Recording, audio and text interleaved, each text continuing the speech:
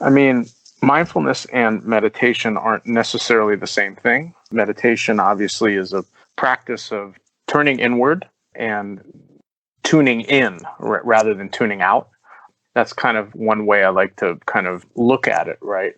Whereas mindfulness, meditation can be used as and should be used as a way, as a modality, or kind of an intervention to help build self-awareness, right? So the way that, kind of a textbook definition of mindfulness these days is, moment-to-moment awareness of self, awareness of what we do, what makes us tick, and combined with kind of a general acceptance of what's arising in the present moment.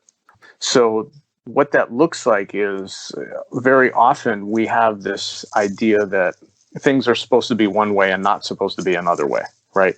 Or things were supposed to be comfortable and not uncomfortable. But what mindfulness can do is it can help widen the window where we can deal with we're more resilient when discomfort arises. The idea that, let's say we have 3 buckets of experience, right? If we have positive experiences and negative experiences and neutral experiences, right? This idea that a lot of us, for good part of our lives, are searching for ways to get out of the discomfort, when in actuality, discomfort is part of life. It's part of the human experience, is to be uncomfortable, right? And we experience pain. We're going to experience physical difficulties. We're going to experience maybe mental and emotional difficulties. So for me, mindfulness is really about how do we build resilience when discomfort or difficulty comes to us, which we know it will. That's the piece, right? We have to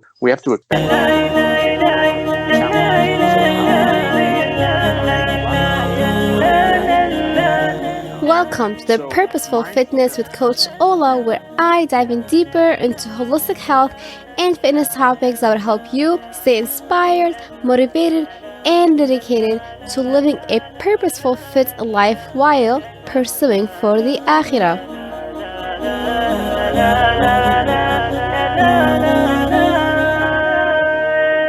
Hey everyone, and welcome to episode number 31. I am so excited to have you here today, and I want to tell you about an exciting news and a project that I'm working on right now. I am so excited to tell you guys that I'm hosting my first retreat in the DMV area. So it's going to be in Maryland, United States. So if you are in the country, please come over. We would love to have you because we have space for you to stay, obviously. So it's going to be a weekend retreat.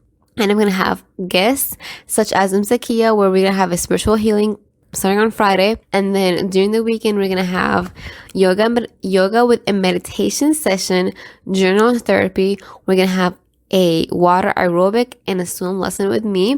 We're going to have a nutrition workshop, myofascial tissue, the posture prayers, a body of Jannah, and art therapy. And we're going to have so much fun because we're going to have downtime to ourselves.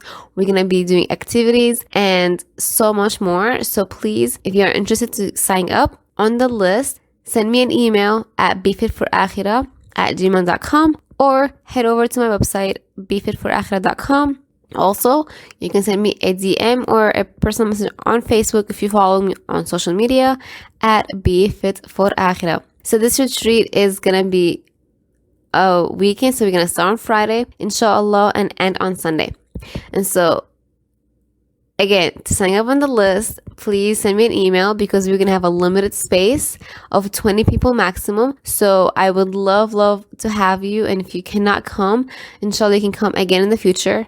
So hopefully this goes really well, and I'm super optimistic about it. It sounds amazing because I have a venue that has a pool, an indoor pool. We're going to have a venue where we have our own place to stay. So women only retreat, no children. And so of course, if you're wearing a headscarf, you can take it off and enjoy the time together. Come as a family, come as a community to connect, to learn, and to grow. So without any further ado, I would like to introduce our guest, Micah Anderson. He is born in Connecticut and spent several of his teen years in and out of his placements due to struggles with drugs, crime, and anger. Around this time, he was introduced to a 12-step fellowship, and after extensive travel overseas, began a personal meditation practice in the early 1990s and converted to Islam soon after. He began working with the Mind-Body Awareness Project in 2011. Since then, he taught retreats and led trainings on mindfulness, emotional literacy, and mental wellness in 5 countries and leads a weekly meditation group in the Bay Area. He is also the wellness director at Talif Collective, a Fremont, California, an organization that provides an alternative social and sacred space for Muslim converts and seekers. He is currently a MFT trainee with a humanistic-existential lens, focusing on both trauma-informed approaches and mindfulness-based interventions.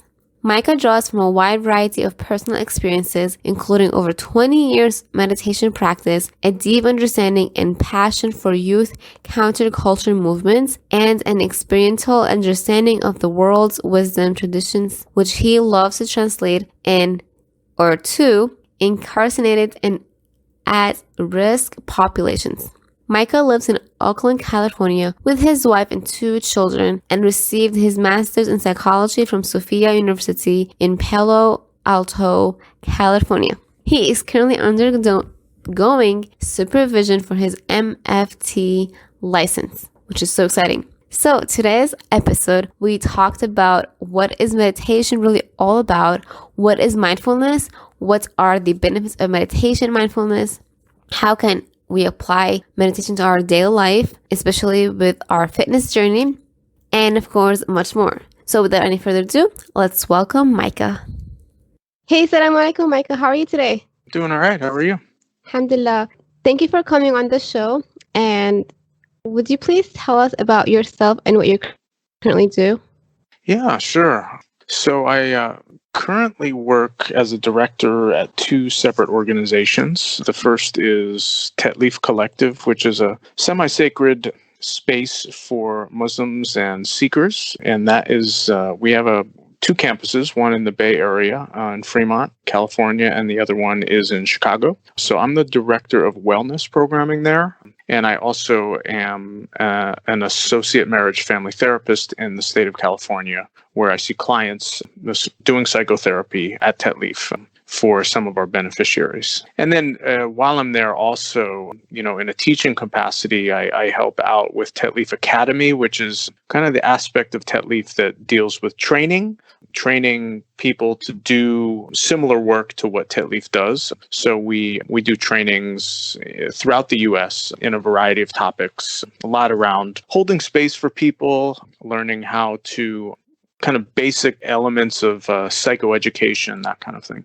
So that's my first position. And then the second job that I have is also a program director, and that is at the Mind-Body Awareness Project. So we're an organization that's been in existence about 2 decades in the Bay Area, and we do mindfulness-based and emotional intelligence interventions for incarcerated populations. So we work with both adults and with at-risk youth who are incarcerated in the San Francisco Bay Area. And then we also do trainings as well to train people, very similar to what Talif does, right? To train people on how to do what we do, right? So how to engage youth, how to engage incarcerated populations in a way that's trauma-informed and connecting with those populations. That's awesome. For our audience, I would like to tell people how I met you. Yeah, sure. So he came over to, he hosted a retreat with Center DC, a local organized space for Muslims in the DC area. And I attended his retreat about mindfulness, and it was really beneficial. So as a fitness professional, I'm a huge fan of psychology work, mental health, especially with emotional, because I myself have been told that to work on my emotional intelligence, like to find out what I am. And I think I'm an active campaigner. So you can tell us if you want about it. But it's really, really important to take time out to learn about yourself, to reflect. And it's also from the Sunnah, as we all know. So sure it is. Sure. That's a great, it's a great point you made, right? Is that, we often, if we really look, at the life of the Prophet, peace be upon him, and the companions, that he was able to create spaces that had safety and that fostered things like authenticity and vulnerability, right? The companions, there's many stories about how the companions could come to the prophet with topics that were difficult to talk about, honestly, right? Things that they were struggling with, hopes, dreams, failures, struggles that they had, right? So I think it's important for us to, contextualize that emotional intelligence and self-awareness, right? If we were to, mindfulness obviously is the more modern day nomenclature for it, secular mindfulness, that kind of thing. But if we really just frame it as like an ability to be self-aware, right? Aware of what makes us tick and why we do what we do, going on that the adage, he who knows himself knows his Lord, or his or her Lord, right? So that's kind of where I think there's a very, very good intersection between some of these kind of modalities that we're talking about. That's so true. And you also brought another point about how people approach the Prophet ﷺ by being vulnerable. So for our audience, the event that he came, it was a closed space for us to open up. And I'm a very person who opens up about my own vulnerabilities. So I shared with Micah about, since he also has a background profession with the relationship, I shared about marriages and all that stuff, and then it really helped out to talk it out loud. So if you find someone that you can trust, or a professional such as Micah, or in your local community, again, I really highly recommend that you do reach out and just speak it out when needed. With that being said, would you please tell us then, what is meditation and what is mindfulness? Yeah, sure. I could talk a little bit about that. So, mindfulness and meditation aren't necessarily the same thing. Meditation obviously is a practice of turning inward and tuning in rather than tuning out. That's kind of one way I like to kind of look at it, right? Whereas meditation can be used and should be used as a way, as a modality, or kind of an intervention to help build self-awareness, right? So the way that, kind of a textbook definition of mindfulness these days is, moment-to-moment awareness of self, awareness of what we do, what makes us tick, and combined with kind of a general acceptance of what's arising in the present moment. So what that looks like is very often we have this idea that things are supposed to be one way and not supposed to be another way, right? Or things were supposed to be comfortable and not uncomfortable. But what mindfulness can do is it can help widen the window where we can deal with we're more resilient when discomfort arises. The idea that, let's say we have 3 buckets of experience, right? If we have positive experiences and negative experiences and neutral experiences, right? This idea that a lot of us, for good part of our lives, are searching for ways to get out of the discomfort, when in actuality, discomfort is part of life. It's part of the human experience, is to be uncomfortable, right? And we experience pain. We're going to experience physical difficulties. We're going to experience maybe mental and emotional difficulties. So for me, mindfulness is really about how do we build resilience when discomfort or difficulty comes to us, which we know it will. That's the piece, right? We have to expect the difficulty or challenges. So how are we engaging? Are we running from them, or are we actually kind of meeting them head on? So mindfulness is really about being more engaged in day-to-day life, right? It's the opposite of mindlessness. So a lot of times I like to teach, I'll teach my mindfulness from its opposite, because I feel like in our society today, we're a lot more in touch with what it is to be mindless, right? To be on autopilot, to be distracted.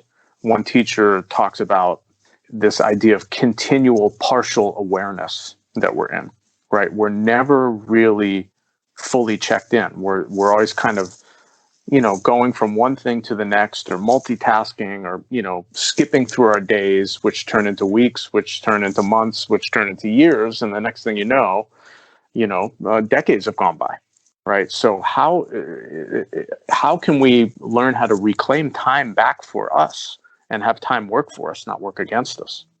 That's so true. And I believe also heard a webinar about mindful eating, because also that's something that we all struggle with, including myself, eating, trying to multitask, and it's really bad obviously both for the food choices that we make and the body. But as you're speaking, I'm like reflecting being a fitness professional currently in the office by a pool next to me. People are swimming, practicing. And it made me like just reflect and think that even during our workouts, we can be mindful with our own like workouts instead of just like, oh my gosh, I have to do this. But taking time to kind of like enjoy it, being mindful with it, obviously like focus on the form. And like you said, with the resilience and the pain, we're also going to experience pain through that, or like being stressed out and not wanting to do the workout itself. And so learning how to deal with stress or the problems, being resilient, can also help us hence back to the fitness journey that we're on. No question. I mean, I totally agree with it. And I think, when we start to look at ways of resilience, right? Ways of being resilient. I mean, there's physical, there's mental, emotional, and then there's spiritual, right? And I like to suggest to people that they should have pulses with all of those things. And when I say pulses, I mean, what are the daily, weekly, monthly, yearly pulses that you have, right? Or that we have to help ourselves physically, to help ourselves with mental, emotional opening and understanding, and then spiritual pulses, right? Which kind of fill us up, right? Because we know living in the modern day society can be depleting, right? There's a political kind of difficulties throughout the world. There's increased, just climate change and all of these kind of societal pressures that I think a lot of people are experiencing really, in my experience, have this depleting quality to them, right? I know that it's just even being on social media can be depleting, right? When we're just kind of like constantly viewing challenging images and news that's a struggle for us that, in all honesty, can be very traumatizing, right? So it's like, what are the pulses that we have that can fill ourselves up? So I think the physical is essential, right? Whether it's working out, whether it's, something like running or jogging or martial arts, or maybe more slow kind of movement where it's yoga or tai chi, all of these kind of things can be done with some self-awareness, right? Are we, like you pointed out, are we just doing another workout just to check it off the list of the things that we're doing each day to get to the end of the day? Or are we really engaged in the workout and appreciating the workout for what it is, right? And then, when we move on to the mental and the emotional and then the spiritual pulses, I mean, those can look like a lot of things. And I find that mindfulness practice, when combined with a regimen, as Muslims, for those who are in the audience who are listening who are Muslim, I think, combining some sort of spiritual pulse, which we have, right? We pray 5 times a day. We've got 5 pulses every day. We've got a yearly pulse of Ramadan. We've got different types of monthly pulses that we should have with our spiritual practices, right? I think combining that with, as you pointed out, whether it open sharing with people or connection with people, or maybe going to see a therapist or doing some reading about the brain and about, different things like trauma resiliency. I think when you combine all of those things together, that's what really starts to build resiliency in people. Yes. And hands down the social media, because oh my gosh, I could talk about it all day. Yeah. Because it's so true. Like even I myself, oh my gosh, like I can talk all day because it has put me down so much. And I'm sure it has put a lot of people down. But yes, it can be good and bad. It depends on how we are taking it. And like sometimes I ask myself, why am I here? Why am I wasting my time here? That's an excellent question. Excellent question. Right. Not to chalk up all social media as a complete waste of time. Right. But my experience with it when I was on social media for a period of time was that I was engaged less in the world that I'm actually living in, because the virtual world is not the real world to me. Social media is not the real world. The real world is the one that I'm sitting in and that I'm breathing in. And it's the one where my family lives, and it's the one where my friends live, and it's the one where I live every day, right? And what I found was I did an experiment maybe about 2 years ago. It's like, let me see what it's like to quit Facebook for a week, And I did for a week, and that was 2 years ago. I never went back. Oh my God. I never went back to it. Yeah. So it was 2 years ago. And has there been a price to that? Yeah, a small one, right? There's some people I'm not in touch with anymore, and that kind of thing. But the overwhelming feeling of it has been more connection with the world in which I live, right? So it's I'm spending less time on my phone. I just spend less time on my phone. And to me, that's something I need in my life personally, right? And I'm not saying everybody needs that, but my guess is, if we're really honest with ourselves, and all the people listening to this right now, if they're really honest with themselves, my guess is that they do spend too much time on their phone. Right. And the question I always ask people is the phone the first thing you see when you wake up and the last thing you see when you go to bed? And for most of us, it is. What does that say? Can I say something? Yeah. Oh my gosh. So first of all, no wonder why I couldn't find you on like social media, because I tried to like look you up to like tag you and stuff, but yeah, I couldn't find you. Yep. You and then the second else. thing, yeah, no, but the second thing though is actually interesting that you mentioned the waking up, sleeping. I'm so guilty of this as of today of the recording, because yesterday I woke up, I saw this post. Yeah, it was yesterday. I saw this post, and for some reason, like I don't know, like it affected my entire mood right in the morning. And then yeah, so it's something I'm working on as we speak. But it's really hard because like as a business owner, or like even as an influencer, what have you, that's kind of like one of the excuses that we have. Like we needed to build a business, but what I'm focusing on is like to be more social, to like community first, and then the whole virtual world. But that's a whole episode to be talked about. Yeah. I mean, it's a real important topic for people to understand and to really be honest with themselves around. It's just, learning how to set boundaries, right? And that's good practice for resiliency in general anyways, right? It's just learning how to set boundaries in our lives, right? Learning how to set boundaries around technology, learning how to set boundaries in relationship, for example, right? Learning how to set boundaries with ourselves or with work, right? And this is what technology starts to do. If we don't set the boundaries ourselves, work never ends, right? Because we're always connected. So it's like, are we answering emails and text messages that are work related when we're home? When we're not at work anymore. And many people do these days because the expectations just kind of start shifting, right? Even without us knowing it or agreeing to it, right? This has happened to me, and it's many people I know, right, are in that situation where they feel like they can't, there's no time when they can unplug.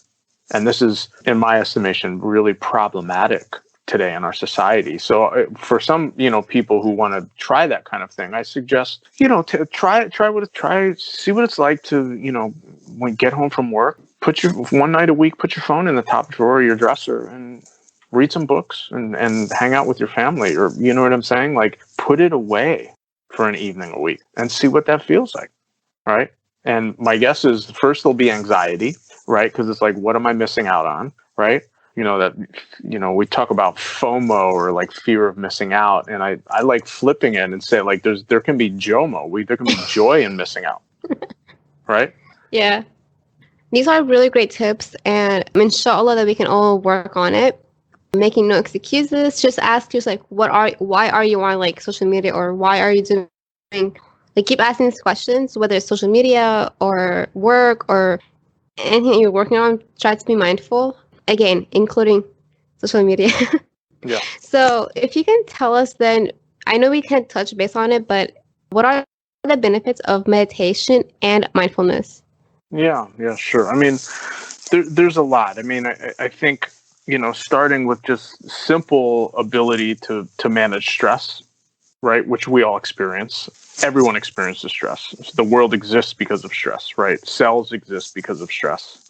Stress is a given. And stress is actually an important thing for us, right? Stress can be motivating in certain situations for us, right?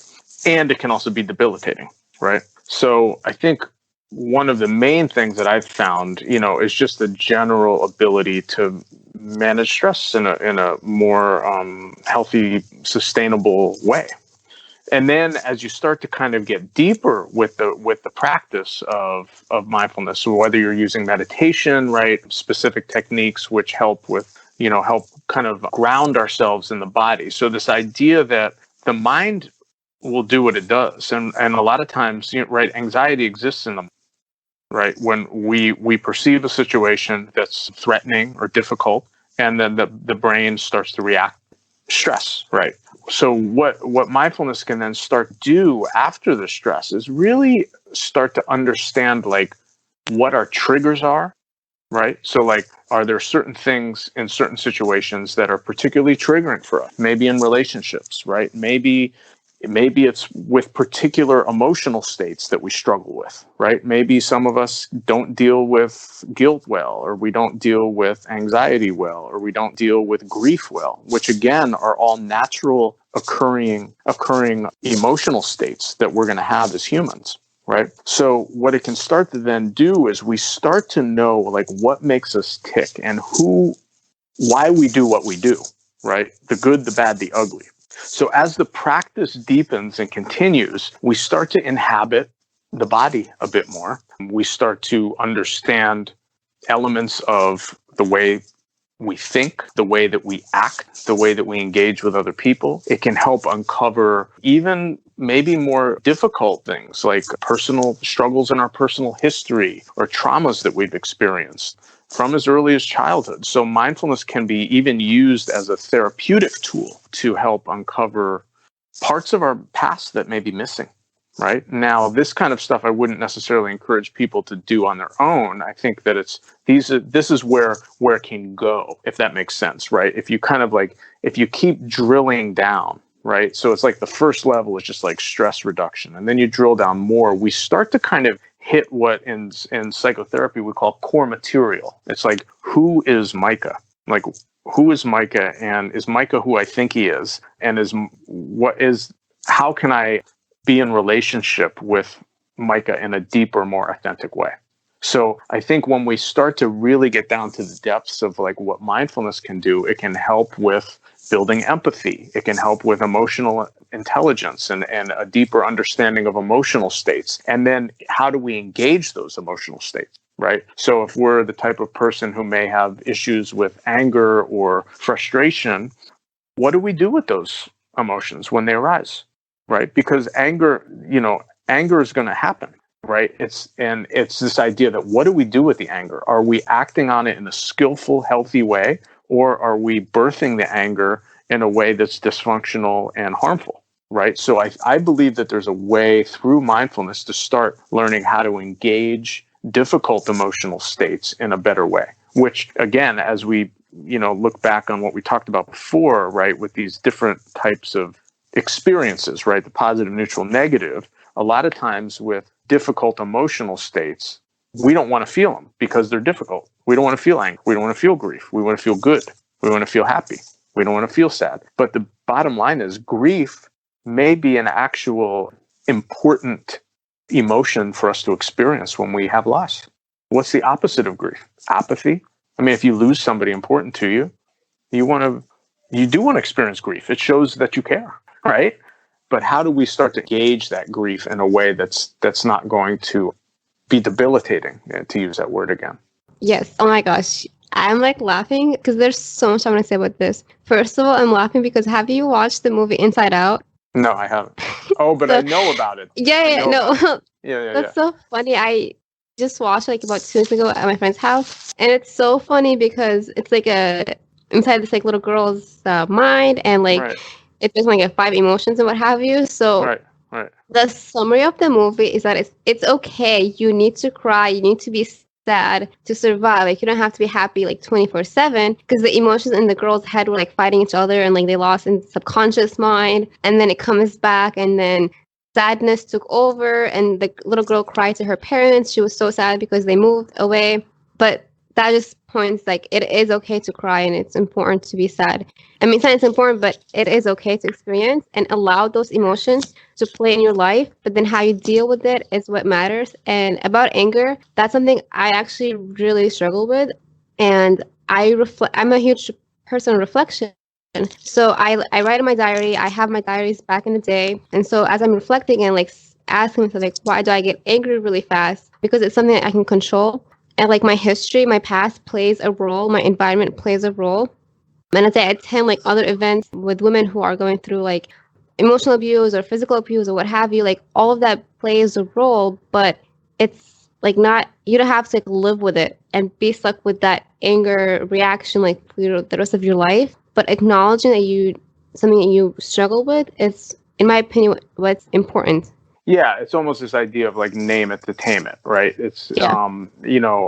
a lot of times we receive messages from family, from society, from wherever as we grow up specifically that tells us we're supposed to feel one way and we're not supposed to feel another way, right? Like, even as parents, right? Many of us, we maybe even not explicitly, but even implicitly just kind of like promote that with our kids, right? It's just like, don't be sad, be happy. Don't be this, be that, right? Don't be angry, be helpful, right? And while those messages are important for kids to get, we have to be careful with that because you don't want to devalue anyone's experience, right? Emotional experience. So if someone's telling someone else that they're not supposed to feel a certain way that they're feeling, that can be really difficult for a person. I've had that experience before, and even in our community, right, of Muslims, like we've got imams on Fridays sometimes telling the audience if they're sad, they're not practicing Islam properly. Oh my gosh. And that's not in line with the prophetic example I knew. So like you're telling me the prophet didn't get sad? That's not what I learned. It's the Quran too, yeah. Like, see, so I was about to say it. Yeah, please, you go. Oh no, but I was about to say that because like Prophet Ibrahim alayhi salam cried, and like it goes back how Allah subhanahu wa ta'ala is in control of our emotions by the end of the day. Because when I had Dr. Amina on my show, I told I just cried that one day out of no reason. And then she reminded it is, Allah subhanahu wa ta'ala in control. That's right. And usually there is a reason. Yep. See, and that's where mindfulness can help, right? A lot of times we may experience emotional states that are confusing. We don't know why they're there, right? Anger, for example, or sadness, or maybe bouts of crying or whatever it may be. But when we start to really put ourselves under examination, that's really what mindfulness is about, is getting curious with our experience. It's like, what is this, right? What is this? What is this that's arising inside of me, and what can I learn from it? What is it telling me, right? What is the inherent wisdom in that? Maybe there's some wisdom in crying, right? So what is that wisdom, right? So I think that's when we start to really get into the depth of what self-awareness can do for us, right? It's not necessarily about controlling emotion, right? And I use that word very, very carefully. Because again, many of us received messages, and we still receive messages that we're supposed to be, quote unquote, in control of our emotions, right?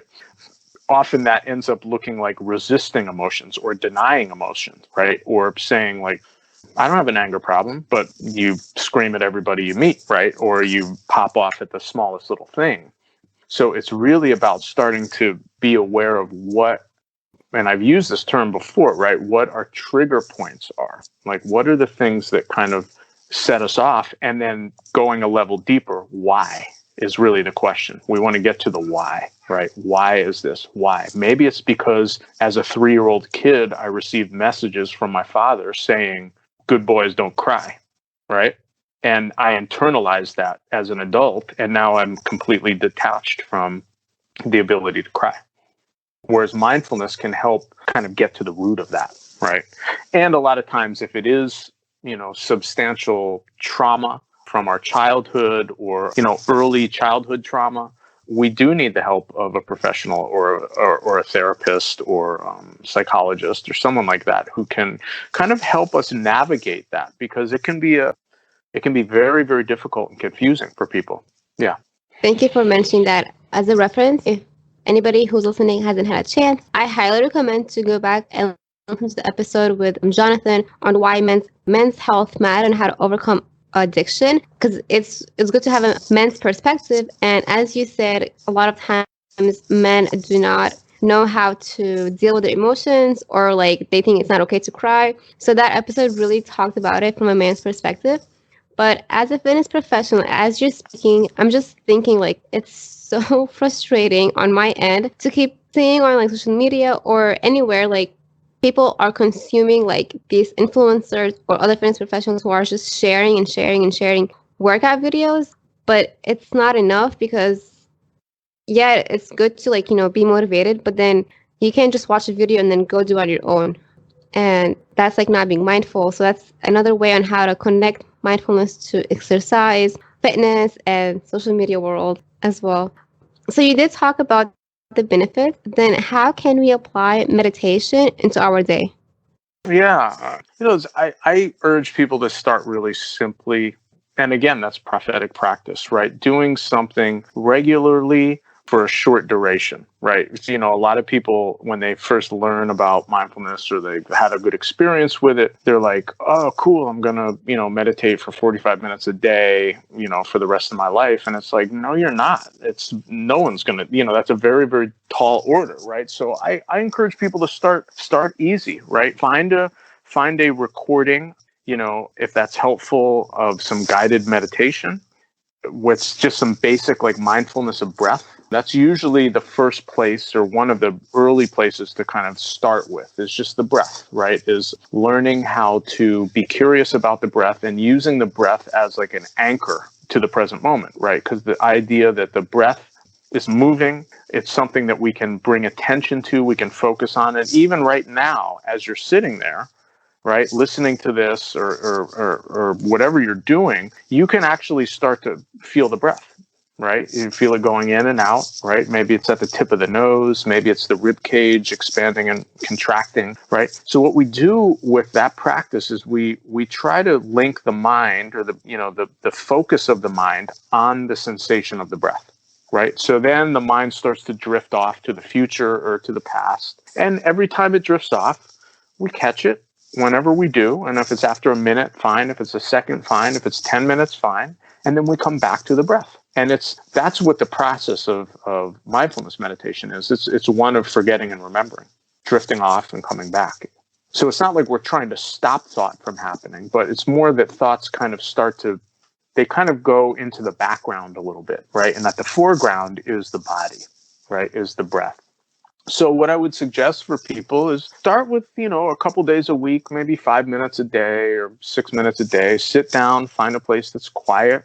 If you feel like it's helpful to close your eyes, that's great. You don't have to close your eyes. Find a point and focus on it. You can sit in a chair. You can stand.